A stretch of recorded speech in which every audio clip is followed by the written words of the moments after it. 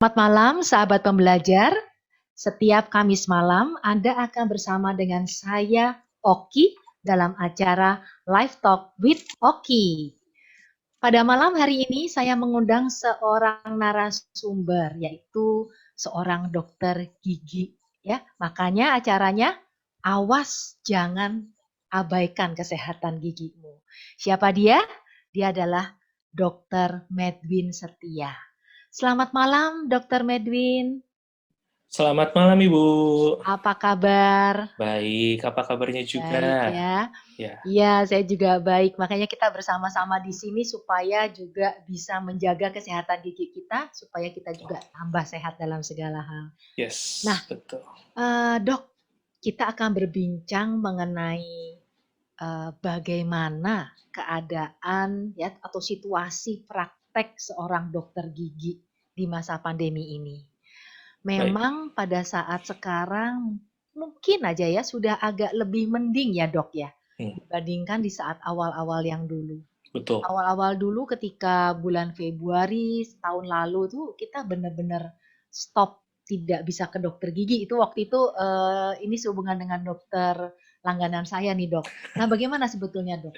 Dan sebelumnya boleh dokter perkenalkan diri, aktivitas dokter sehari-hari dan sebagainya. Baik. Silahkan. Baik, sebelumnya saya boleh berterima kasih dulu ya untuk kesempatannya kepada Bu Oki dan Indonesia Belajar. Saya diundang di sini, boleh menjadi narasumber untuk acara ini ya, Bu ya.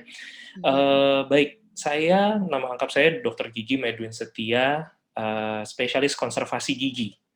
Saya memang sementara ini memang masih aktif untuk berpraktek, satu di klinik di Kelapa Gading, satunya lagi memang di Rumah Sakit Mitra Keluarga Kalideres. Di situ kebetulan saya juga berposisi sebagai kepala poli gigi, makanya mungkin nanti saya bisa cerita bagaimana apa ya namanya ya, usaha kita Kehebohan. untuk kehebohan dengan Kehebohan ya. COVID, bagaimana kita juga dihadapkan pilihan bahwa di satu sisi kita sebagai dokter harus memberikan pelayanan kesehatan, di satu sisi juga kami sangat terekspos dengan hal-hal yang sifatnya kita belum paham pada saat itu. Dan memang ada beberapa masalah. Nanti saya akan ceritakan juga sedikit dari presentasi saya, Bu. Oke, nah dokter kita mau ngobrol-ngobrol dulu Baik. atau kita langsung ke presentasi? Saya rasa mungkin presentasi dulu Presentasi sebentar, dulu ya. heeh, nanti habis Oke. itu kita baru ke ngobrol-ngobrol.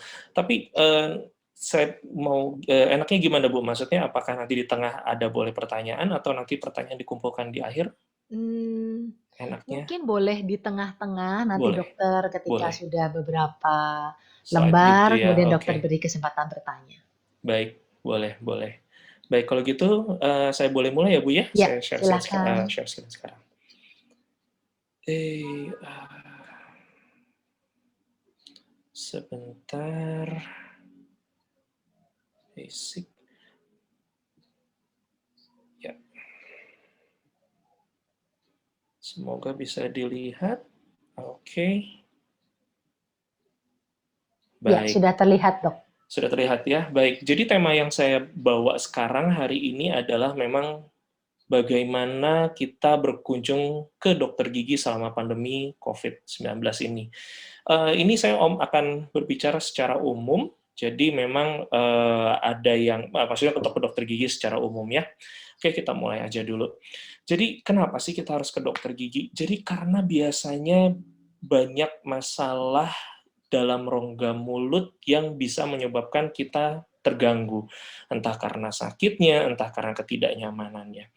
Seringkali, ya memang dari dulu sih, orang-orang biasanya kalau sakit baru datang ke dokter gigi gitu ya, biasanya saya temukan seperti itu, karena memang kebetulan di spesialisnya saya menemukan banyak sekali kasus-kasus emergency, terutama gigi sakit. Jadi rata-rata orang datang gitu ya, dihadapkan pada kalau gigi berlubang, nggak bisa makan, ada katanya orang-orang, oh ada abses, ada gusinya bengkak, giginya berlubang, dan sebagainya.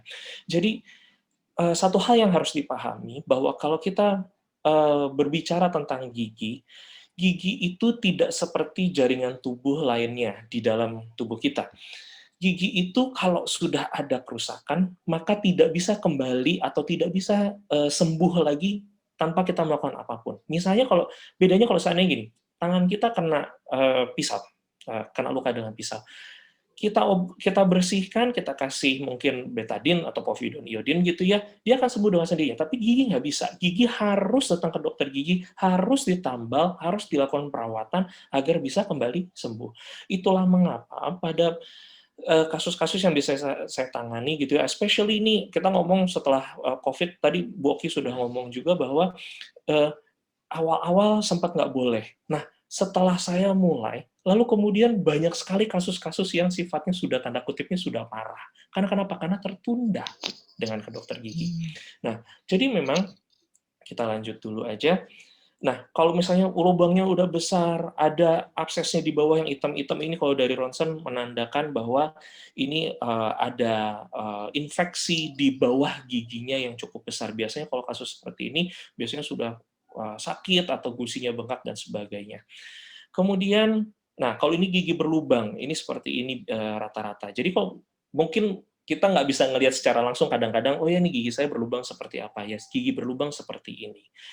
Kemudian ini juga kalau kita ngomong masalah ada juga kasus-kasus misalnya kenapa saya sakit gigi padahal saya tidak merasa ada lubang. Karena biasanya ditemukan adanya gigi-gigi yang miring gitu ya, kemudian makanan terselip di tengah-tengahnya, kemudian tidak bisa dibersihkan, lambat laun muncul lubang gigi. Kalau di ronsen baru ketemu, oh ini ada lubang gigi cukup dalam. Nah, hal-hal seperti ini yang kenapa sih kita tetap harus datang ke dokter gigi. Nah, memang pada waktu awal-awal, kalau saya boleh cerita sedikit, betul bulan Februari atau Maret, waktu itu kita baru berlaku dengan PSBB, kalau nggak salah waktu itu namanya PSBB. Betul bahwa dua tempat praktek saya memang sampai benar-benar tutup karena tidak bisa memberikan pelayanan kesehatan gigi, karena kami sebagai dokter gigi juga dihadapkan sebuah keputusan yang dilematis bahwa di satu sisi betul kita harus tetap memberikan pelayanan kesehatan kepada masyarakat, tetapi di satu sisi juga tentunya kita juga harus aman dengan itu. Memang dari awal yang kita tunggu itu sebenarnya adalah perkembangan ke arah mana virus ini akan separah apa penyebarannya, bagaimana cara dia menyebar, dan kemudian bagaimana cara menanggulanginya dalam konteks kedokteran gigi. Kami di dokter gigi, kalau di dokter umum tuh ya ada namanya IDI, Ikatan Dokter Indonesia. Kalau di kami dokter gigi ada namanya PDGI, Persatuan Dokter Gigi Indonesia. Jadi memang kami menunggu standar prosedur operasional yang baru berhadapan dengan COVID. Kalau misalnya pada waktu itu masih simpang siur, ada yang mengatakan kita harus seperti A, seperti B, dan sebagainya. Pada akhirnya memang muncullah SOP atau SPO yang baru kami kemudian menelaah dan melihat, oh ya kami bisa menyediakan ini atau tidak. Alat-alat penunjang ini mampu nggak kita lakukan agar kita bisa memberikan pelayanan kesehatan. Dan memang sebenarnya gini, dulu banget waktu saya kuliah, saya selalu diajarkan memang idealnya kita memperlakukan setiap pasien yang datang untuk ke dokter gigi gitu ya, diperlakukan sebagai seorang pasien yang infectious. Jadi kita menerapkan standar desinfektan dan sterilisasi yang sama pada semua kasus. Tetapi kembali lagi kalau pada waktu coronavirus ini saya rasa semua lini gitu ya, rumah sakit maupun klinik dan sebagainya juga jadi berpikir ulang apakah sistem kita sudah baik atau enggak. Maka dari itu waktu itu kita sempat tutup menunggu SOP. Setelah SOP pada waktu itu juga kelangkaan APD yang waktu itu benar-benar sangat menyulitkan kami.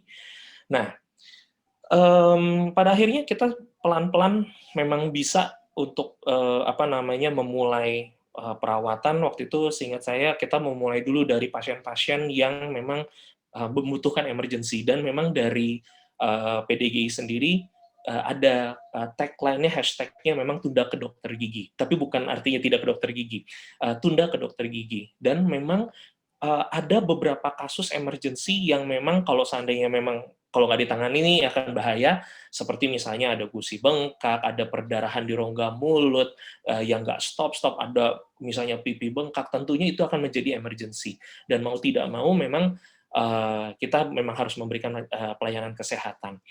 Nah, jadi memang intinya sih sekarang udah mulai tanda kutipnya kita sudah bisa menjalani new normal, dan pada akhirnya memang dokter gigi juga jadi ada memiliki kebebasan untuk apakah mau kembali untuk berpraktek atau tidak, dikembalikan kepada dokternya masing-masing gitu, apakah sudah siap atau enggak. Nah, saya lanjut dulu dengan, jadi saya pengen kasih lihat basic-nya sebenarnya fakta seputar COVID-19 itu seperti apa. Jadi, virus ini memang sementara ini ya, yang pasti ini saya ambil dari WHO, dia menyebar lewat droplet. Droplet itu kalau bahasa awamnya apa ya, titik-titik air gitu ya.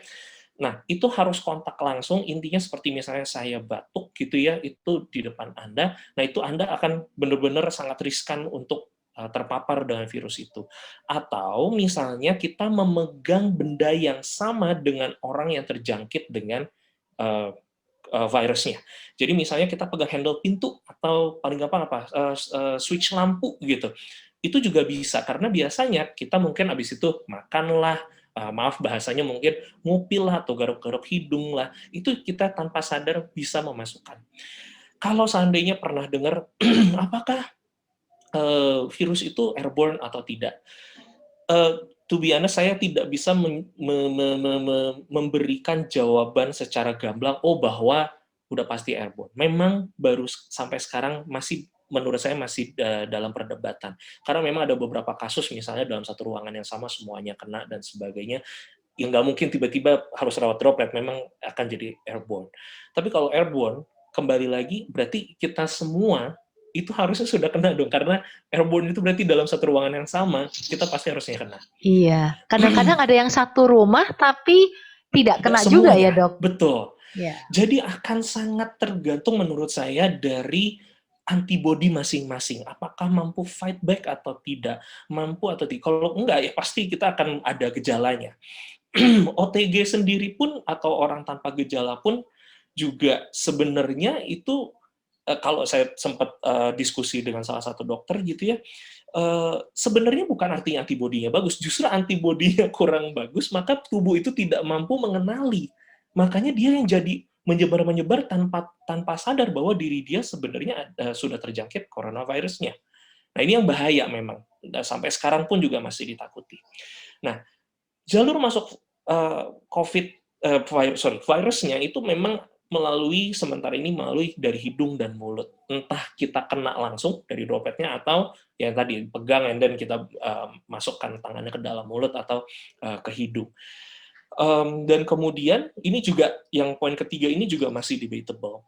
Apakah virus ini bisa hidup di permukaan benda mati itu sampai beberapa hari. Tapi ternyata ketika saya baca-baca lagi dengan jurnalnya, ternyata menyebutkan bahwa yang dites selama beberapa hari ini adalah dites di dalam laboratorium.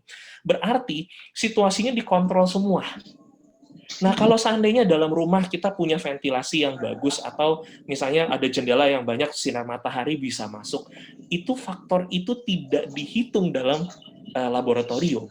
Maka ini masih debatable. Jadi ini mengurangi juga kepanikan kita bahwa kok kayaknya kita nggak bisa kemana-mana gitu. Nah, itu kita lewatin dulu. Nanti ini akan berhubungan dengan ke dokter gigi.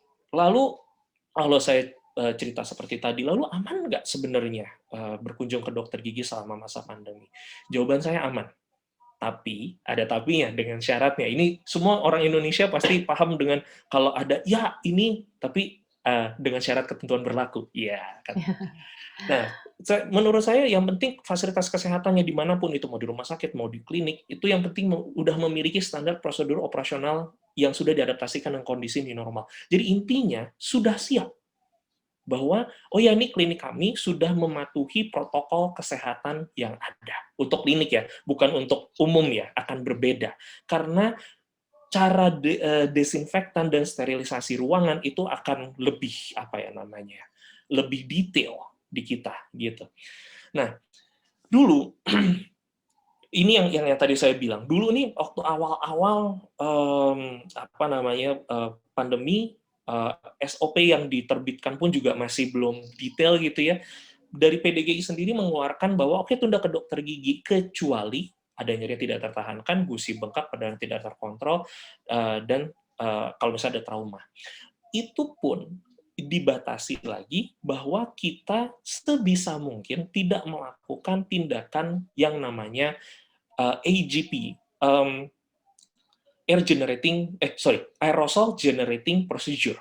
Aerosol itu apa sih? Aerosol itu paling gampangnya kalau kita nyemprotin kayak pengharum ruangan atau Baygon deh, yang Baygon semprot yang biasa gitu ya. Itu namanya aerosol. Nah, ada aerosol dari kedokteran gigi itu, dari dokter gigi itu dari mana? Kalau kita ngebor ya atau bersihin karang gigi, itu pasti ada aerosolnya yang keluar. Jumlahnya mungkin tidak banyak karena kita menggunakan suction. Jadi kalau misalnya Anda ke dokter gigi, pasti ada bunyinya bunyi, terus ada satu yang bunyinya sedotan, gitu ya biasanya. Nah, itu diklaim bahwa itu bisa menyedot 80% kurang lebih. Lalu 10-20% ini kemana? Nah, 10-20% ini berupa aerosol. Nah, aerosol inilah yang kemudian menjadi masalah terbesar dalam kedokteran gigi. Kenapa? Karena ada jurnal yang mengatakan bahwa ditemukan virus pada air liur pasien. Bisa dibayangkan bahwa kalau kita lagi ngebor, ada air liurnya, dan kemudian itu masuk berupa aerosol, dan virusnya ikut di sana, dan kemudian terbang-terbang di dalam ruangan dokter giginya, berarti udah nempel di sana, nempel di sini, dan sebagainya. Tentunya akan berbahaya. Nah, tetapi kemudian dipertanyakan lagi, apakah aerosol ini benar bisa? Karena kalau misalnya beneran bisa, berarti saya yang sudah berpraktek selama kurang lebih 10 bulan semenjak pandemi ini, berarti saya sebenarnya udah kena dong. Ya, saya juga nggak tahu, tapi sampai sekarang, at least kalau saya PCR swab, itu sementara masih negatif. Nah, kan menjadi tanda tanya besar, lalu bagaimana cara kenanya masih bingung. Nah, jadi akhirnya dibuat SOP yang di mana intinya kita harus melakukan desinfektan dan sterilisasi di ruangan, even ke pasiennya mungkin kalau perlu, dan sebagainya. Intinya meningkatkan sterilisasi. Nah, kalau itu sudah dijalankan, maka ya udah dianggap itu semuanya aman. Karena kalau enggak, ini tidak akan bergerak. Di satu sisi, we have to admit, ya kita harus mengakui bahwa kalau nggak begini, semua akan ngelok, tidak bisa ngapa-ngapain. Gitu. Nah, sekarang makanya dari PDGI sendiri sebenarnya tidak ada larangan atau kondisi khusus. Jadi yang jadi tidak tertahankan ini semuanya ini sudah tidak berlaku. Tapi yang penting bahwa di klinik tersebut atau di rumah sakit yang menyediakan fasilitas atau di puskesmas atau dimanapun sudah siap. Saya juga mau sedikit sharing bahwa saya berpraktek kan di Rumah Sakit Mitra Keluarga Kalideres. Di situ kami menerima BPJS. Nah, tentunya kita nggak mungkin dong melakukan screening satu persatu dengan detail dengan banyaknya pasien BPJS. Ya, yang kita bisa lakukan apa? Meningkatkan sterilisasi.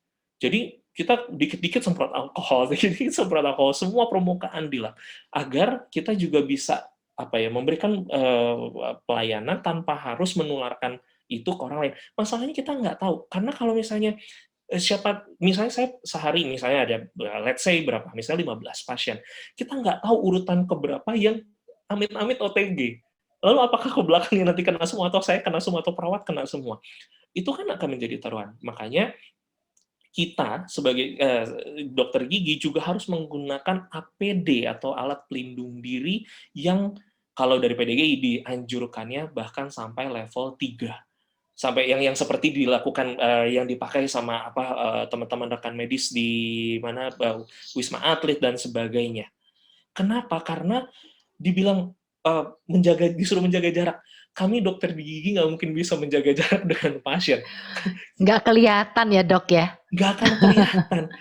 Dan panjang lengan saya nggak mungkin lebih dari 2 meter, panjang lengan kita paling cuma semeter kurang lebih. Jadi nggak mungkin lebih dari itu, nggak mungkin menjaga jarak. Nah, berarti kan ada survei di New York Times waktu itu mengatakan bahwa justru yang paling rentan mengenai masalah jarak ya, rentan untuk tertular coronavirus ada sebenarnya dentist dibandingkan dengan mungkin misalnya dokter umum dan sebagainya. Bukan berarti tidak perlu, tetapi maksudnya saya ternyata dentis itu cukup justru salah satu yang paling berbahaya, profesi yang paling berbahaya karena kita terlalu dekat dengan pasien dan kita berhubungan langsung dengan mulut pasien yang menganga dan kita nggak Iya, tahu benar. apakah misalnya ini yang paling saya takut ya, ini kayak nightmare-nya saya.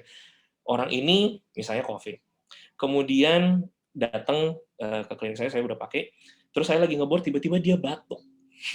Lalu langsung ke muka saya. Tentunya saya juga mungkin saya kena gaya dan sebagainya. Even saya sudah divaksin. Faktanya vaksin itu kan tidak bukan berarti kita tahan terhadap virus, tetapi membantu bahwa resiko terkenanya menurun dan kita juga kalau misalnya kena nggak terlalu sampai separah atau mengurangi jumlah resiko kematian. Nah, ya seperti itu. Ya kadang-kadang memang ya ngeri-ngeri sedap kata orang. Cuman maksudnya saya tetap kita harus jalan memberikan pelayanan kesehatan. Saya lanjut dulu. Ini yang sudah saya lakukan at least di rumah sakit dan di klinik. Jadi pengukuran suhu tubuh, jadi pasien gitu ya datang pasti diukur suhu tubuh dan hand sanitizer udah pasti diberikan. Dan kami memang masang banner gede harus pakai masker. Dan kita sudah minta maaf di awal bahwa kalau nggak pakai masker, Anda lebih baik pulang. Kami nggak akan menerima. Maksudnya itu udah disclaimer dari awal. Nah, terus kemudian kita ngakalin kalau seandainya memang ruang tunggu kami misalnya terlalu ramai dengan pasien-pasien, kita mengakalin kalau mau menunggu di mobil dulu atau dibikin sistem terjadwal. Oh, jam segini sampai jam segini ini pasien A, jam segini sampai jam segini. Jadi mengurangi jumlah yang menunggu di ruang tunggu. Di ruang tunggu pun juga sekarang udah nggak ada majalah, udah nggak ada mainan untuk anak-anak, nggak boleh pakai kipas angin, nggak boleh ada benda-benda macam-macam, karena untuk memudahkan desinfektan. Terus kemudian kalau di klinik kami sih ini agak-agak tentatif, pasien memang diminta untuk kuesioner dan diminta untuk tanda tangan. Intinya gini, bahwa kita sama-sama bertanggung jawab bahwa Anda jujur kepada kami bahwa Anda tidak dalam kondisi yang misalnya lagi positif COVID, dan Anda sengaja, oh saya kan iya lagi sakit, bodo amat deh gitu. Kalaupun memang terjadi sesuatu dan memang ya amit-amit terjadi sesuatu, ya kita memang sih nggak ada bentuk hukumnya, cuman ya kita pengen minta mungkin pertanggungjawaban, loh ini Anda mengisi, Anda dinyatakan negatif, memang diisi sendiri dan ditanda tangan. Tapi untuk sampai sekarang sih saya belum pernah menemukan yang seperti itu untungnya. Tapi tujuannya itu agar kita bisa screening. Oh misalnya Anda demam, Anda baru pulang dari Bali, Anda demam ini 3 hari yang lalu. Ya tentunya kita lihat kuesioner, oh kayak gini, mungkin ditunda dulu, jangan sampai mendapatkan perawatan. Kenapa? Make sure dulu, PCR swab atau antigen, make sure dulu, oh kalau misalnya ada negatif, silahkan. Terus kemudian yang baru adalah pasien duduk di dental unit itu akan diminta berkumur dengan povidone iodin, gampangnya betadine. Itu yang 1% tapi bukan yang konsentrasi full, itu sebelum memulai pemeriksaan. Jadi dianggap bahwa povidone iodin ini 1% ini memang efektif untuk mematikan virus. Kemudian kita juga misalnya gini, saya pribadi yang terjadi sama saya, jumlah volume pasien itu nggak bisa kayak dulu. Kenapa? Karena waktunya akan dipergunakan untuk desinfektan. Karena dulu kan, ya, to be honest, kita mungkin ya, kita tetap melakukan desinfektan, cuman tidak sedetail itu. Karena sekarang sampai kursinya harus dialkoholin, handle pintu yang dipegang pasien juga harus dialkoholin, gitu loh. Jadi, it takes time, pasti. Terus kemudian, penggunaan APD oleh seluruh staf dan dokter. Jadi even satpamnya juga pakai face shield, masker gitu ya. Nanti resepsionis juga akan pakai ada namanya disposable gown. Jadi seperti kayak gaun kecil gitu ya dari bahan spunbond. Nah, itu akan diganti setiap harinya. Nah, kalau untuk dokter dan perawat yang di ruang perawatan kita akan pakai full hazmat biasanya dengan APD level 3. Terus ini yang saya pakai. Jadi kita benar-benar kalau pasien nih sekarang datang, dokter, udah kayak astronot aja dok, baru pulang dari Mars ya. Waduh, kok kayak gitu gitu. Karena kita memang tertutup semua dari atas sampai ujung kaki kita semua tertutup. Nah, pasti berikutnya pertanyaannya biasanya, dok, panas nggak dok pakai itu? Jawabannya akan saya selalu bilang, ya panas. Pasti. Nah, ini yang saya mau cerita. Jadi, selain dari sterilisasi, desinfektan, ada SOP yang baru, dan sebagainya, ini ada beberapa konsep yang memang dianjurkan oleh PDGI. Jadi bahwa ruangan praktek dokter giginya ini masih anjuran sih sebenarnya, dianjurkan memiliki ventilasi. Ventilasinya berupa apa? Nanti ada dua cara, ada dengan negative pressure atau memang nanti jendelanya dibuka aja, tapi resikonya mungkin panas. Negative pressure itu adalah gini, ini yang saya pakai di rumah sakit soalnya. Waktu itu saya sempat diskusi dengan jajaran direktur rumah sakit dan sebagainya, ya sudah bahwa kita memang harus menggunakan sistem seperti ini. Jadi kita ada namanya positif dan negatifnya. Jadi positif itu ada udara bersih yang dimasukkan dari luar, kemudian negatif itu jadi kayak ada suction udara yang terus-terusan bekerja. Jadi ada namanya air change per hour. Jadi ada volume udara yang dikeluarkan per jamnya. Diharapkan bahwa misalnya kita ada tindakan aerosol tadi, dia nggak keburu sampai nempel, tapi udah disedot duluan. Konsepnya seperti itu. Jadi agar jangan sampai ruangan itu penuh dengan kontaminasi entah bakteri lah ataupun virus. Nah, kalau seandainya itu kan rumah sakit, mungkin masih bisa dilakukan karena satu gedung ya bisa lah dilakukan.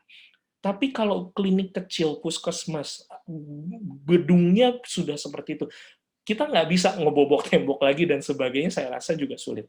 Lalu muncullah alat namanya aerosol suction ini. Nah, aerosol suction ini intinya adalah air purifier. Jadi ada HEPA filternya di dalam, di boxnya, tapi ada corongnya. Corongnya ini ditaruh sekitar 15 cm di depan mulut pasien. Jadi kalau kita lagi ngebor atau melakukan tindakan yang mengeluarkan aerosol, itu langsung disedot. Nah, sisa-sisanya tadi saya cerita, bahwa ada kemungkinan 10-20% ini yang masih keluar, ya ini yang disedot sama alat ini. Dan memang dalam beberapa bulan sekali, itu memang harus rutin dibersihkan, ataupun filternya harus diganti. Tapi alat-alat inilah yang sebenarnya membantu dokter gigi zaman sekarang, zaman new normal ini, agar kita bisa berpraktek kembali. Lalu kemudian dianjurkan juga untuk menggunakan sterilisasi ruangan dengan menggunakan UV lamp. Jurnal terbarunya sebenarnya tidak ada efek signifikansi apakah benar-benar ini bisa bilangnya efektif atau tidak, tetapi at least kita, kalau dari saya, at least kita melakukan jadi berlapis-lapis sterilisasi. Itu akan dari saya bilangnya mungkin akan jadi lebih aman untuk pasien dan dokternya sendiri. Nah, kemudian ada yang alat namanya rubber dam. Rubber dam ini sebenarnya alatnya sudah lama kalau di dunia konservasi gigi, di dunia spesialisasinya saya, ini menjadi alat yang katakanlah sehari-hari digunakan agar sebenarnya dulunya untuk mengisolasi area permukaan kerja kita, misalnya ada gigi berlubang, agar nggak terkontaminasi sama air liur lah dan sebagainya, agar tetap kering, kita bisa melakukan tindakan dengan lebih baik. Ada alatnya namanya rubber dam. Intinya cuma kayak lembaran karet yang dan dibolong-bolongin, masukin ke dalam giginya. Tetapi ini menjadi sebuah alternatif bahwa agar kita bisa mengisolasi area kerja gigi tanpa kita harus kena dengan air liurnya. Intinya sih itu sebenarnya. Jadi bisa digunakan sebagai alternatif juga. Kemudian ini yang saya bilang bahwa sebenarnya konsep 3M 3T ini sebenarnya 3M-nya sih lebih ke arah ini yang kita apa ya bilangnya, kita terapkan, even di dunia kesehatan pun kita menerapkan ini, cuman dalam apa namanya, konsep lain. Kalau memakai masker, kita tetap pasti di dalam klinik, even nggak di ruangan perawatan pun kita juga harus tetap pakai masker. Terus kemudian mencuci tangan, definitely kalau saya mau sampai ditempelin 5 waktu mencuci tangan, habis pegang pasien lah, habis pegang ini, habis pegang itulah, itu ada. Jadi kapanpun kayak harus cuci tangan aja gitu. Terus sama menjaga jarak dan menghindari kerumunan. Makanya tadi saya jelaskan bahwa kita dari dokter gigi memang ada direkomendasikan dianjurkan udah pasiennya dijadwalkan aja. Karena akan menghindari kerumunan agar kita bisa juga menjaga jarak. Kalau terlalu penuh, gimana cara menjaga jarak? Seperti itu. 3T ya itu dari pemerintah juga mengatakan bahwa kalau misalnya harus digencarkan testing, tracing, dan treatment-nya juga harus diperbaiki lagi lah, katakanlah. Gitu sih. Terus ya sekian dari saya rasa itu dulu yang bisa saya sampaikan. Kalau misalnya ada yang kurang mungkin bisa ditanyakan, Bu. Begitu.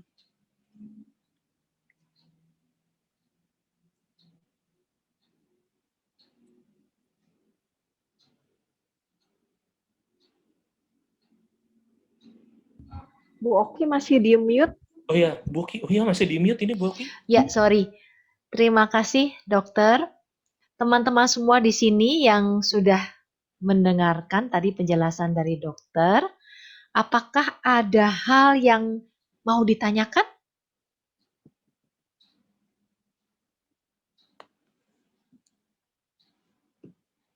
Kita bisa selesai share screen ya, Dok ya. Oh ya, sorry, maaf. Oke. Ya. Oke, jadi kita bisa masuk ke sini lagi. Nah, teman-teman semuanya, tadi dari penjelasan Dr. Medwin, apakah ada yang mau ditanyakan? Oke, kalau tidak ada, saya mungkin... aja, Oke, Ibu Yohana ya. Silahkan, Bu Yohana.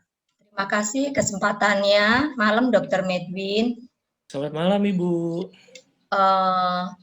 Penjelasannya tadi luar biasa, udah jelas sekali. Yang membuat keraguan-raguan ya. Memang saya enggak ada masalah dengan gigi, cuman biasanya saya rutin gitu bersihin gigi gitu. Ini sudah 1 tahun lebih gitu, jadi rasanya kayak nggak nyaman banget gitu. Apalagi kalau sudah umur gitu kan,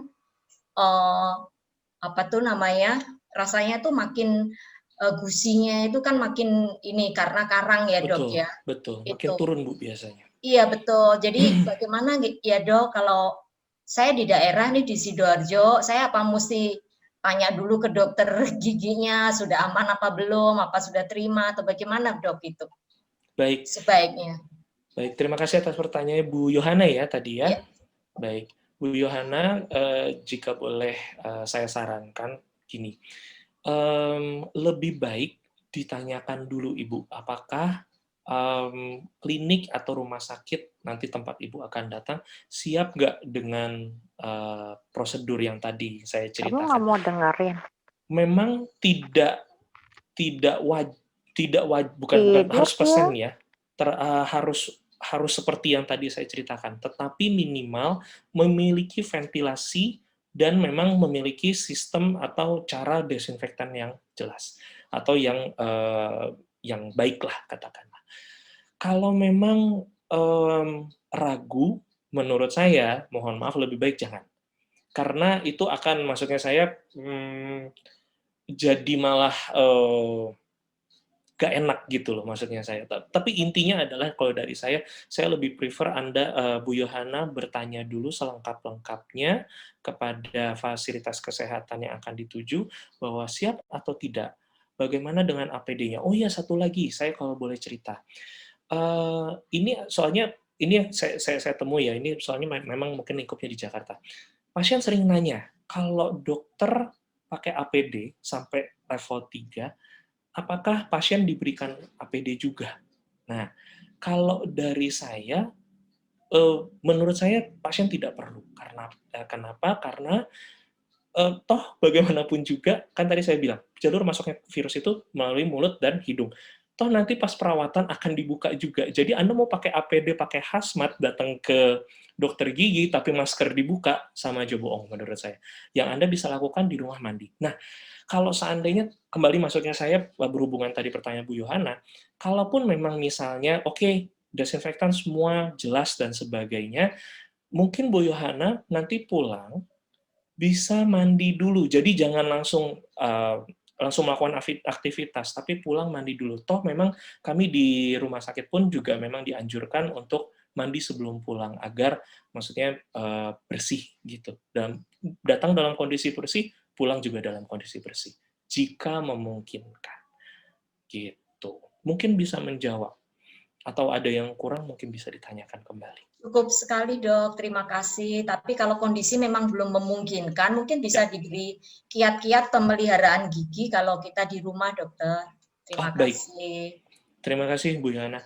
Baik, Bu Yohana, kalau saya boleh cerita, menurut saya ya Bu ya, hal yang paling basic dan memang yang bisa dilakukan oleh pasien di luar dari dokter gigi, itu adalah dengan sikat gigi. Jadi sikat giginya harus optimal dulu, karena kita nggak mungkin nanti dengan tambahan, maksudnya saya berkumur, flossing, dan sebagainya, tapi kalau kita ngomong sudah dalam level karang gigi, saya rasa saya kurang tahu apakah di luar, saya rasa tidak mungkin untuk membersihkan karang gigi sendiri, karena kan karang gigi keras sekali, dan itu tidak bisa di-remove dengan tidak bisa dibuang dengan sikat gigi. Yang bisa dilakukan adalah menjaga bahwa rongga mulut kita, termasuk gusi, termasuk giginya, itu senantiasa bersih. Maka memang saya kalau boleh menyarankan, sikat gigilah setelah makan. Tapi ditunggu dulu 20-30 menit baru disikat. Tujuannya adalah untuk memberikan waktu agar kalau misalnya kita makan, biasanya tuh kondisi pH dalam rongga mulut itu biasanya menjadi asam. Nah, tubuh kita tuh memiliki kemampuan namanya kadar buffering, kemampuan buffering, yaitu jadi bisa menetralkan kembali. Nah, kalau sudah berada di hampir netral selama 20-30 menit itu, baru kita bisa sikat gigi. Otherwise, nanti potensinya dalam jangka panjang, takutnya permukaan emailnya cepat terkikis. Seperti itu. Jadi optimalkan dulu sikat giginya, perbaiki dulu cara sikat giginya yang baik. Sikat gigilah di depan cermin, make sure bahwa semua permukaan gigi kita sudah terjangkau. Yang rata-rata kalau dari kasus saya yang saya sering temui, itu di gigi paling pojok belakang harus kena kesikat. Jika sikat giginya sudah rusak, jangan ragu-ragu untuk membeli yang baru, untuk mengganti dengan yang baru. Kemudian sikat giginya jangan keras-keras, nanti bersih sih bersih, sampai gusinya kalah juga. Itulah mengapa kadang-kadang kok bisa gusinya pada naik semua. Ya, sikat giginya terlalu semangat di sana. Saya pengen bersih. Iya, betul bersih.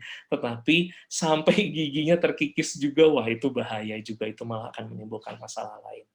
Penggunaan mouthwash pun kalau misalnya obat kumur, boleh sebagai tambahan, tetapi kalau dari saya pribadi, saya lebih merekomendasikan 2-3 hari sekali, tidak perlu sampai setiap hari, tapi yang perlu setiap hari adalah tentunya adalah sikat gigi.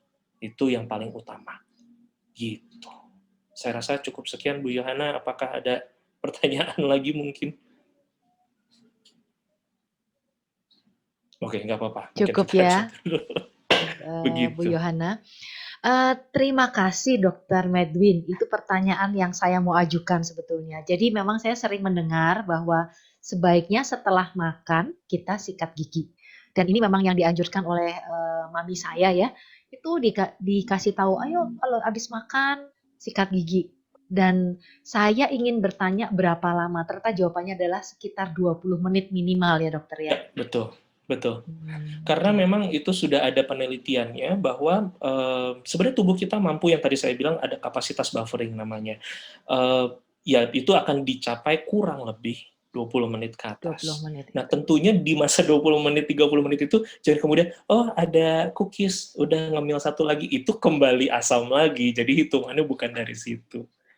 Jadi dok, kalau sebetulnya sehabis kita sikat gigi sebaiknya minum manis atau makan tadi cookies sama atau apa yang lain tuh tidak boleh lagi ya dok ya. Tidak Benar-benar boleh. waktu tidur sudah bersih tanpa ya setelah sikat gigi tidak boleh makan apa-apa lagi. Betul. Oke. Kalau saya sering menjelaskan kepada pasien, mungkin analogi awamnya, misalnya, saya, kamar saya nih misalnya kotor, saya pel, sudah bersih, udah divakum, sudah disapu, sudah dipel. Kemudian mungkin, ibu saya datang, kakinya kotor, ada sandalnya kotor. Tetap kotor nggak? Tetap kotor.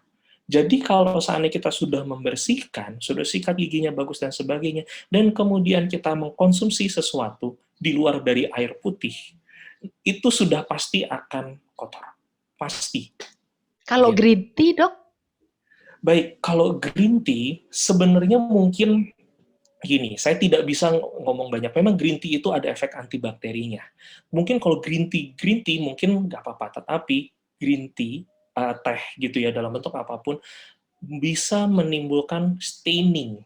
Staining itu noda. Baik, noda Jadi ya di mungkin gigi ya ya. di gigi nanti pas gigi pasti kayak ada coklat-coklat atau ada ya mungkin coklat kali ya di giginya ada coklat. Nah kalau kita staining itu bisa kita hilangkan dengan sikat gigi setelahnya. Tapi kalau misalnya habis sikat gigi kita minum green tea-nya, tentunya akan meninggalkan staining. Memang staining tidak ada kaitannya dengan penyakit gusi atau penyakit gigi, masih tidak menimbulkan karies atau lubang gigi. Tetapi tentunya akan menimbulkan staining juga. Terhadap Jadi direkomendasikan keindahan. nggak jawaban saya tetap. Oke, terima kasih. Ini ada 2 tangan, satu Ibu Yuliana Tan, satu lagi Ibu Diah ya. Tapi sebelumnya saya mau membacakan ya yang sudah ada di chat. Tambalan gigi saya lepas dari Bu Gianti ya, tapi mau ke dokter takut. Semoga tidak sakit ya, tapi apabila sakit bagaimana cara mengatasinya? Mungkin ada obat-obatan tertentu untuk pertolongan darurat.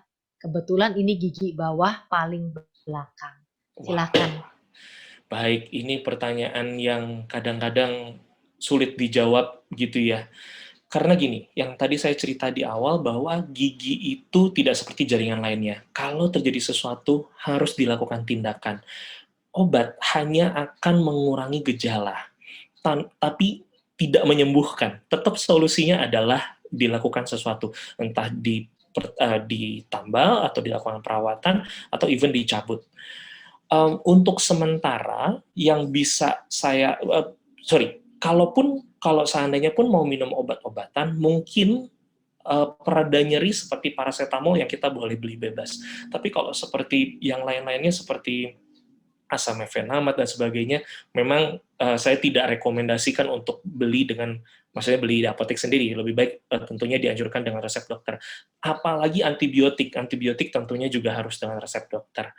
Karena ada aturan minumnya, ada dosisnya. Karena kalau seandainya diminum sembarangan, nanti yang ada bakterinya bukan mati, malah jadi resisten. Kalau jadi resisten, wah itu akan repot lagi, harus meresepkan obat yang lebih kuat.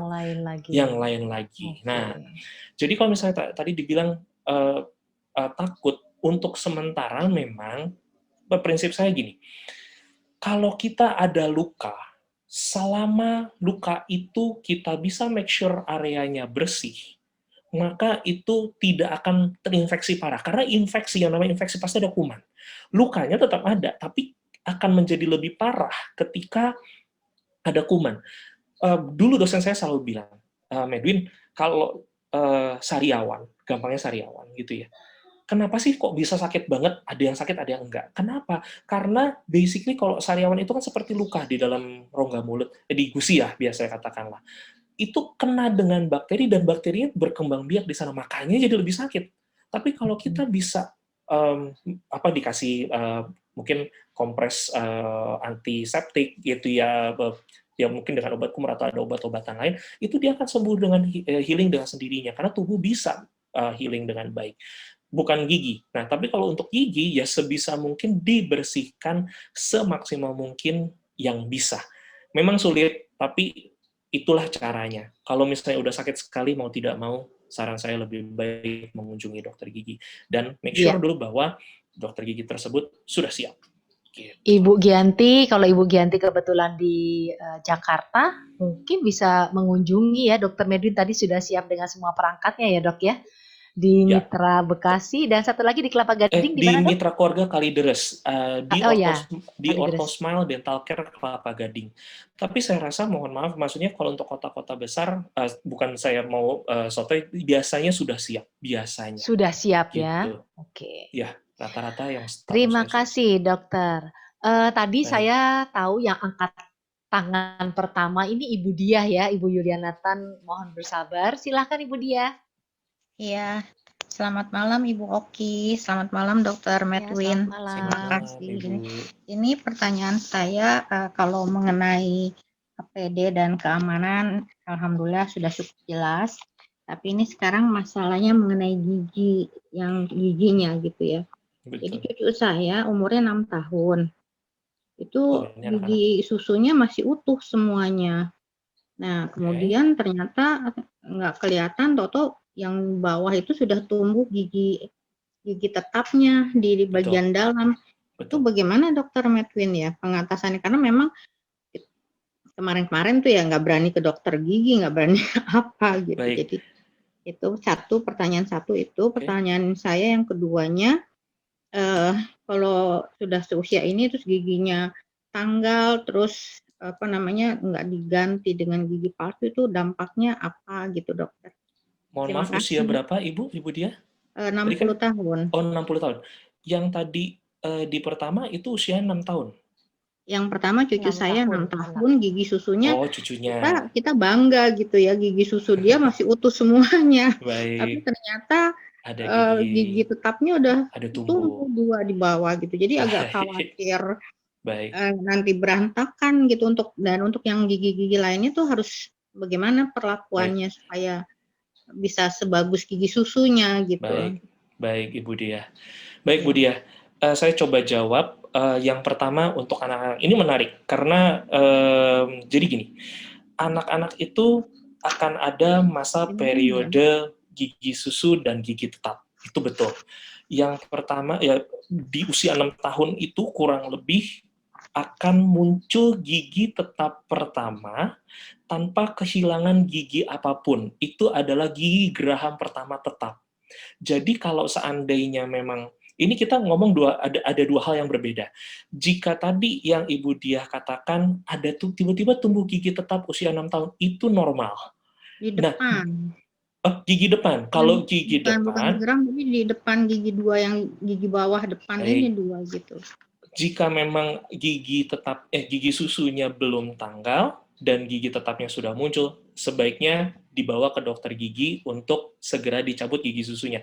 Jika tidak, itu tumbuhnya akan ke dalam atau keluar. Jadi tidak pada lengkungnya. Nah, itu akan berakibat nanti mungkin tumbuh giginya tidak pada tempatnya. Tidak bagus ya. Nggak bagus, betul. Iya, Saya kira, soalnya ini sering sama dengan anak saya dulu begitu. Bisa didorong gitu dokter, dia tumbuh di dalam, kalau dicabut yang susunya masih ada kesempatan untuk dia bisa menempati rumahnya yang sebenarnya gitu. Betul. Jika baru sedikit yang keluar, maka ada kesempatan untuk kembali ke lengkung yang sesuai. Kalau dulu saya dibilangnya katanya mainin aja pakai lidah dorong-dorong gitu ya kan, nanti dia akan positioning sendiri gitu katanya. Tapi kalau seandainya sudah bertumpuk 2, itu yang disebut kalau di dalam istilah kami dokter gigi namanya persistensi. It means bahwa gigi susunya itu masih ada tapi belum tanggal, tapi gigi tetapnya sudah keluar. Nah, itu kasusnya memang harus membutuhkan bantuan dokter gigi. Kalau seandainya tumbuhnya normal, dia tanggal dulu baru tumbuh gigi baru, nggak usah diapa-apain, itu normal menurut saya. Nah, yang kedua, yang pertama apakah masih mau ada pertanyaan, Bu Diah? Jadi menurut saya itu lebih baik bawa ke dokter gigi terdekat. Nah, untuk yang lain-lainnya itu karena dia belum tanggal, bagaimana dok? Ditunggu Bu Diah. Jadi gini, normalnya sebenarnya gigi itu akan berganti tanpa membutuhkan bantuan dokter gigi pun. Jadi itu akan terjadi dengan normal. Tapi kalau tadi yang Ibu cerita itu kasusnya khusus. Jadi itu membutuhkan pertolongan. Yang lain-lainnya jika memang ada giginya tanggal duluan, it's okay Bu Diah untuk seperti itu. Ya Bu Diah ya? Iya. Gitu. Yang pertanyaan, ini saya boleh ke pertanyaan kedua ya Bu Diah? Pertanyaan kedua, ya. Baik. tadi kalau udah usia 60 tahun, seperti Bu Diah, kalau misalnya ada gigi yang hilang, lalu bagaimana? Kalau nggak salah seperti itu ya pertanyaannya ya. Iya, nggak diganti, nggak apa gitu. Baik, Bu Diah, kalau ada gigi yang hilang, idealnya pasti digantikan dengan gigi palsu, dalam bentuk apapun. Tujuan utama dibuatkan gigi palsu bukan untuk estetik, Bu Diah. Jadi pertama kali gigi palsu itu ada untuk mengembalikan fungsi pengunyahan. Jadi kalau kita misalnya terutama yang kehilangan misalnya gigi belakang, tentunya ibu mengalami kesulitan untuk mengunyah makanan. Makannya nggak enak, mengunyahnya nggak enak. Dibuatkan gigi palsu itu sebenarnya adalah agar ibu bisa mengunyah lagi di gigi belakang. Karena secara anatomi, gigi depan itu memang tidak bisa dipakai untuk mengunyah ibu. Nanti kalau seandainya dipaksakan terus-menerus untuk mengunyah dengan gigi depan ibu yang akan menjadi korban berikutnya. Ya, tidak didoakan, cuman maksudnya saya biasanya ke arah sana. Sehingga mengembalikan fungsi pengunyahan di belakang, gigi gerahamnya ada lagi dalam bentuk gigi palsu, itu sangat penting. Nah, lalu kemudian kalau misalnya ada gigi, di tengahnya kosong, ibu nggak bisa bersihin dengan gigi belakang. Kadang-kadang suka ada lubang yang tempat ibu nggak bisa bersihin. Dengan ada gigi palsu, at least berkurang. Jadi ada sesuatu yang menutup area tersebut. Nanti kalau misalnya sudah selesai, ya tetap ibu bersihkan. Seperti itu sih Bu konsepnya. Jadi kalau idealnya kalau misalnya ada gigi yang hilang, tentunya harus diganti dengan gigi palsu. Begitu jawaban saya, Ibu. Terhadap geraham gitu ada pengaruh takutnya apa gimana gitu, ada turun atau apa gitu dokter? Kalau gigi tergantung. Kalau misalnya ibu bilang konsepnya turun, itu biasanya terjadi pada gigi bawahnya dicabut, gigi atasnya masih ada nih ceritanya. Nah, kalau gigi bawahnya tidak diganti, kecenderungannya gigi atas itu akan turun. Kenapa? Karena ada gaya gravitasi. Dia ke bawah, tapi kalau misalnya bawah jarang ada yang ke atas. Nah, kalau tidak diganti, maka nanti biasanya kalau misalnya gigi udah mulai turun tuh Bu ya, itu biasanya mulai ada celah, nanti mulai nyangkut makanan, ada masalah lagi. Nanti kalau sudah jauh turun, nanti misalnya kegigit di gusi di bawahnya, nanti ibu mengunyah kok kayaknya sakit sekali gusinya, masalah lagi. Nanti malah terburuknya ibu, gigi atas yang turun tadi juga harus dicabut, maka ibu akan kehilangan gigi lagi. Padahal yang gigi bawahnya itu kalau seandainya digantikan dengan gigi palsu, berarti kan mencegah agar giginya turun, Bu. Sehingga ya agar terjaga kondisinya ibu bisa mengunyah lagi tanpa harus kerusakan di gigi-gigi yang lain. Seperti itu, Ibu. Jadi penting gigi palsu itu. Ya? Iya. Oke. Semoga baik, menjawab Ibu. ya Ibu Dia. Terima kasih Dokter Medwin, makasih Bu. Sama-sama, Ibu Ya. Dia. Berikutnya ke Ibu Yulianatan. Silahkan Ibu. Selamat malam Bu Oki, selamat malam dokter. Selamat malam Ibu. Saya mau nanya, apakah ada ketentuan yang baik itu sikat gigi 1 hari itu berapa kali ya? Karena saya tuh hobinya ngemil. Baik. Ya, ini jadi gini. Kalau dibilang ketentuan, yang dianjurkan setahu saya untuk dari PDGI sendiri itu adalah sikat gigi minimal 2 kali sehari. Minimal ya Bu ya. Tetapi saya rasa kalau terlalu banyak pun itu tentunya akan mengikis lapisan email gigi. Maksudnya saya terlalu banyak tidak bagus, terlalu sedikit juga tidak baik. Makanya konsep tadi sikat giginya setelah makan itu memang yang menurut saya paling baik. Jadi kurang lebih sebenarnya 3 kali sehari, kurang lebihnya. Kalau seandainya suka ngemil, saya selalu bilang gini ke pasien, ngemilnya itu didekatkan dengan jam makannya. Misal, jam 12 Anda makan, kemudian mungkin selesai 12:30, let's say. And then jam 1 Anda mau ngemil. Anda setelah itu sikat gigi, sampai ke makan malam, jangan ngemil lagi. Itu harus dilakukan. Karena kalau ngemil di tengah, itu akan mengubah kondisi pH-nya menjadi asam lagi, dan itu akan menjadi kotor lagi, dan meningkatkan resiko terjadinya lubang. Jika Anda mengatasi dengan masalah sikat gigi, kalau misalnya Anda menyikat gigi menjadi 5 atau 6 kali sehari, tentunya akan jangka panjangnya, itu tentunya akan mungkin beresiko terhadap lapisan email. Jadi yang justru harus dilakukan adalah memodifikasi jam ngemilnya. Jadi tetap memberikan waktu beberapa jam di masa antara makan siang dan makan malam misalnya, bahwa ngemilnya itu didekatkan agar ya tanda kutipnya dirapel, agar setelah itu sikat gigi dan sampai ke makan malam itu dalam kondisi bersih. Jadi saya selalu bilang bahwa memang konsepnya adalah bagaimana kita selalu konsepnya membuat rongga mulut itu senantiasa sebersih yang kita bisa. Ada waktunya, jadi tetap bersih. Gitu, Bu Yuliana. Jadi dimodifikasi waktunya. Bukan berarti nggak boleh ngemil. Boleh, ngemil boleh. Makasih Oke. dokter. Sama-sama. Terima kasih Bu Yuliana. Sekarang giliran Pak Ivan sebagai pertanyaan terakhir nih, Pak Dr. Medwin ya. Silakan Pak Ivan. Terima kasih Bu Oki. Selamat malam Dr. Medwin. Selamat malam Pak Ivan. Ya, saya nambah sedikit untuk tambah Bu Yuliana. Mending seperti saya aja. Saya bisa sambil ngemil sambil sikat gigi. Pak Ivan ini ada-ada aja nih. Serius, benar. Aduh. Oke. Saya bisa sambil Dr. ngemil Medwin sambil belum sikat gigi. belajar. Nah, kebayang nggak? Saya nggak kebayang Pak, bagaimana rasa pasta gigi dan cemilan itu menjadi satu. Karena saya pakai 10 gigi saya puluhan saya pakai gigi palsu. Jadi bisa sambil makan sambil sikat gigi. Itu kuncinya. Baik. Oke, pertanyaan serius saya gini. Itu caranya ya, betul. Apakah ada korelasi sariawan dengan colitis ulcerativa? Colitis ulcerativa. Saya Oke. 2008 saya kena penyakit autoimun sama colitis ulcerativa. Itu dimulai dengan sariawan.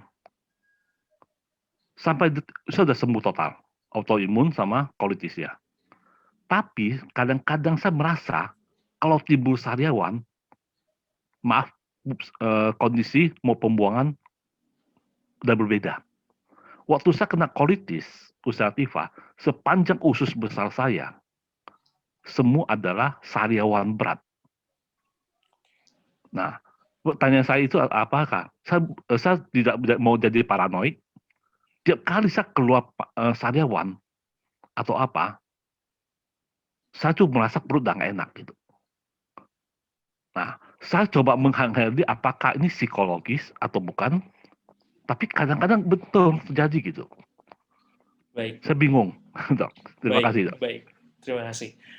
Baik, kalau gini, saya ini baru pertama, mohon maaf ya Pak Ivan, bahwa ini saya pertama kali bahwa mendengar ada korelasinya. Kalaupun ada korelasinya, biasanya adalah gini.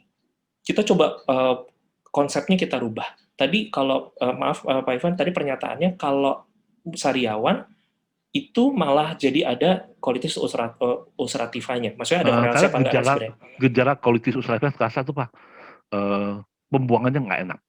Baik. Yang saya malah tangkap sebenarnya gini. Salah satu pernyataannya jadi gini. Salah satu manifestasi colitis ulcerativa adalah sariawan. Jadi gini. Seringkali kami diajarkan gini. Misalnya diabetes, paling gampang diabetes, yang saya kepikiran diabetes. Bagaimana kita bisa memberitahukan kepada pasien bahwa Pak atau Bu, coba deh cek gula darah. Kenapa? Gusinya pada turun semua, mengalami periodontitis secara umum, secara keseluruhan. Biasanya disebabkan yang berhubungan langsung adalah biasanya diabetes. Dan mungkin itu terjadi. Jadi salah satu manifestasi dari diabetesnya adalah penurunan tulang gusi. Justru. Nah, jadi justru kalau Pak Ivan terjadi sariawan, justru itu menandakan bahwa colitis ulcerativanya lagi kambuh. Tapi bukan menjadi trigger menurut saya. Tapi kalau dibilang ada korelasinya, ya ada korelasinya menurut saya. Karena seringkali saya dirujuk oleh bagian spesialis kulit dan kelamin, Pak Ivan. Jadi kadang-kadang ada ruam merah-merah gitu ya di kulit, sudah dikasih obat ini itu tidak sembuh. Coba deh cek ke dokter gigi. biasanya ada gigi yang bermasalah, menjadi fokus infeksi atau sumber infeksi. Giginya diapain? Terserah, maksudnya mau dicabut, mau ditambah, it's okay. Biasanya habis itu hilang. Nah, memang akan menjadi hubungannya adalah manifestasi. Jadi justru kalau Pak Ivan tadi merasakan ada sariawan, jangan-jangan colitis ulcerativanya lagi kambuh. Manifestasinya di sana. Jadi yang justru Bapak rasakan. Makanya tadi perutnya juga nggak enak ya Pak ya, tadi Bapak bilang ya. Betul. Gitu. Jadi manifestasinya, karena setahu saya juga namanya kulit di bagian membran kulit di bagian dalam gitu ya, yang di bagian usus maupun dengan bagian kulit pipi mungkin ada kesamaan. Jadi misalnya kekurangan zat tertentu secara umum di tubuh manifestasinya sama. Gitu. Jadi sebagai salah satu tanda, tetapi apakah harus paranoid? Menurut saya enggak ya Pak ya. Karena dianggapnya begini, oke, ini saya sariawan. Kalau misalnya perut saya juga mungkin nggak enak, mungkin ini ada sesuatu hal yang kambuh. Tapi kalau cuma sariawan, ya saya biasa-biasa saja, maksudnya maaf BAB biasa saja dan sebagainya. Ya udah, berarti memang hanya masalah di rongga mulut. Oke. Gitu sih Pak. Jawaban Terima saya. kasih. Mungkin Sama-sama. ini juga kekurangan Malah vitamin terjawab D3. ya Pak Ivan. Terjawab. Oh, D3. Sangat terjawab. Oke. Saya kena vitamin, mungkin kurang vitamin D3. Baik. Duit vitaminnya. Kurang duit. Oke, terima kasih. Pak Medwin udah D3 yang mana lagi nih? Betul. Pak Ivan nggak boleh bandel ya. Pak Ivan ngobrolin ke Pak Edwin udah sampai bengong. Terima kasih. Nah, teman-teman, kita sangat banyak ya belajar ya. Saya sendiri juga bisa banyak belajar dari pernyataan-pernyataan pada hari ini dari Dr. Medwin. Terima kasih banyak atas waktunya mau sharing di acara Live Talk with Oki di Indonesia Belajar. Nah, teman-teman semuanya, ada mungkin di antara teman-teman yang masih ingin bertanya, nanti teman-teman juga jangan lupa kita like dan share ya. YouTube-nya akan ada dalam waktu biasanya 3 harian tentang ini. Tinggal cari di Indonesia Belajar dan kata-kata yang judul hari ini ya, awas jangan abaikan kesehatan gigimu. Atau di Idayanti Sudiro juga cari dengan judul yang sama. Dan Pak Medwin sendiri, apakah ada sosial media Pak Medwin? Saya ada, boleh nanti Instagram atas nama Medwin Setia, Facebook juga atas nama Medwin Setia. Silahkan di add friend atau di follow silahkan. Iya, Nanti jadi Instagram dan Facebook atas nama Medwin ada Setia. nomor HP-nya Dr. Medwin yang boleh di-share? Iya. Nomor HP untuk sementara mohon maaf belum ada Ibu. Kalau boleh lewat sosial media dulu ya Bu ya. Oke. Ya. Baik. Pak Medwin, boleh Mohon maaf tanya ini Medwin Setianya disambung atau dipisah? Kalau di Facebook mungkin dipisah karena itu kan pakai nama biasa. Tapi kalau di Instagram disambung. Medwin Setia Ya, disambung Medwin Setia, ya. tanpa titik, tanpa apa. Oke. Wah, ini ada satu tangan lagi. Boleh dijawab dengan singkat, tapi karena satu supaya dia bisa terpuaskan nih Dr. Medwin. Bisa ya dijawab dengan singkat ya, habis itu kita foto. Silahkan Pak Tangkudung, G Tangkudung ya namanya ya. Selamat malam Dr. Medwin. Selamat malam Pak Tangkudung. Terima kasih atas presentasinya yang begitu baik dan bagus atas penjelasannya. Kira-kira kalau di masa pandemi ini, kita aman nggak sih ya kalau masih ingin melakukan kontrol rutin ke dokter gigi? Biasanya kan diminta tuh 6 bulan sekali ya. Oke, baik. Makasih Dr. Medwin. Sama-sama Pak Tangkudung. Tadi sudah saya jelaskan bahwa sebenarnya aman. Yang penting bisa dilakukan standar operasional prosedurnya yang ada, bahwa sudah di make sure bahwa semuanya ada. Jadi kalau mau kontrol untuk sekarang, saya rasa sudah boleh. Oh ya, untuk termasuk juga untuk maksudnya kan kalau nggak salah ada tindakan-tindakan lain, misalnya paling yang saya tiba-tiba kepikiran ini tentang kawat gigi. Nggak, maksudnya penggunaan kawat gigi kan juga cukup banyak. Maksudnya ini soalnya di tempat praktek saya pada banyak oh ya ini sudah sampai 1 tahun tidak kontrol kawat gigi juga nih ternyata. Sudah boleh, tapi ya kembali ke standar operasional prosedur yang ada, bahwa di tempat Anda akan berobat itu sudah siap. Menurut saya tidak masalah untuk kontrol lagi, gitu, Oke. diperbolehkan, Iya. gitu. Pak Tangkudung, tadi kalau misalnya Bapak terlambat, silahkan nanti di YouTube itu ada keterangan ya di saat awal tadi ya Pak Medin ya. Betul, Oke. Bu Oki. Nah, terima kasih sekali lagi atas kehadiran teman-teman semuanya. Kita boleh berfoto bersama ya, dibantu oleh Pak Dio. Oke, yang bisa buka kamera. Saya sangat berterima kasih jika kita semakin banyak yang buka kamera biar lebih ramai. Silakan Pak Dio. Iya, malam Bapak Ibu. Saya fotokan ya. Baik. Mohon Bapak Ibu dibuka kameranya yang belum. Baik, saya fotokan ya. 1, 2, 3.